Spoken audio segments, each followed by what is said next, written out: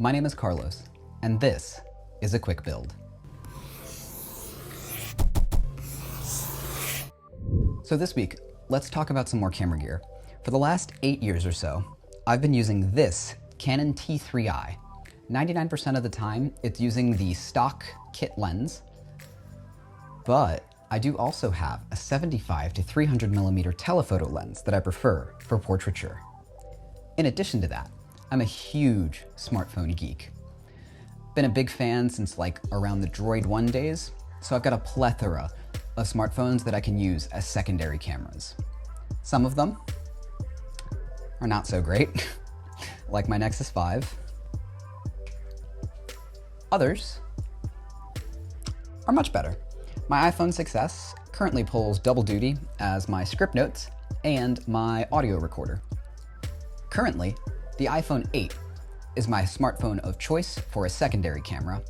It does lack some of the features of the newer iPhones, like a telephoto and a wide-angle lens, but that brings us to the subject of today's video. Let's check it out. This is the Aoboco Anamorphic lens kit. It's a smartphone lens adapter, except instead of using a generic fisheye or wide-angle lens, it's a cinematic squeeze distortion lens. The Aoboco isn't the only smartphone lens I've picked up though. The overhead footage was shot using the RhinoShield 4K wide-angle lens on my iPhone 8. The RhinoShield uses a bayonet-style mount that's also cross-compatible with Moment's smartphone lenses. Anamorphic lenses have a couple distinctive characteristics, including long horizontal lens flares and expanded wide-angle field of view. In the box, you can see here the kit comes with a few things: a case, a C-clamp, and a little cleaning cloth.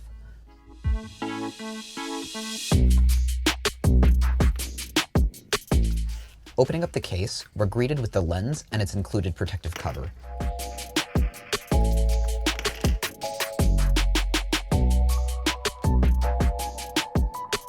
Go ahead and give that a nice peel.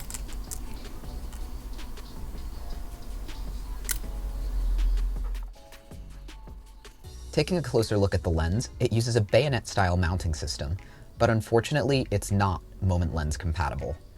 Even if the lens had been, the orientation of the bayonet was 90 degrees off, so it wouldn't have been aligned anyway.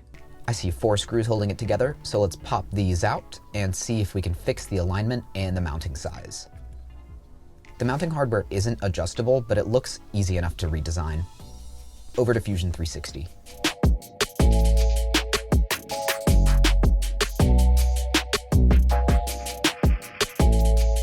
And here's my final design printed out. The inner lens element is a tight fit, but it works.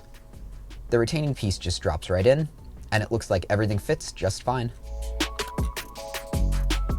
I'll go ahead and secure the screws right back down.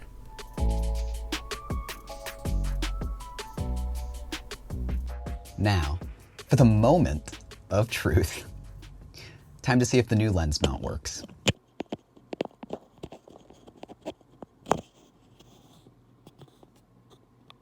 Enjoy some soothing shots taken around my town.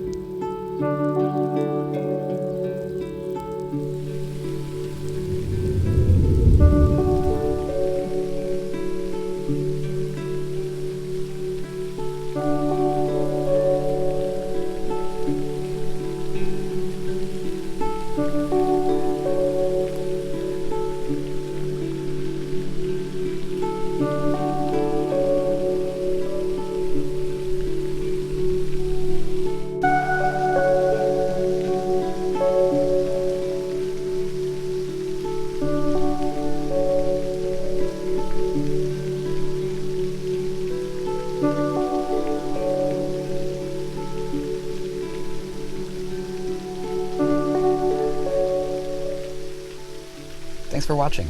The print file will be available in the description on my Gumroad account or searchable on Thingiverse. Till next time, toodles.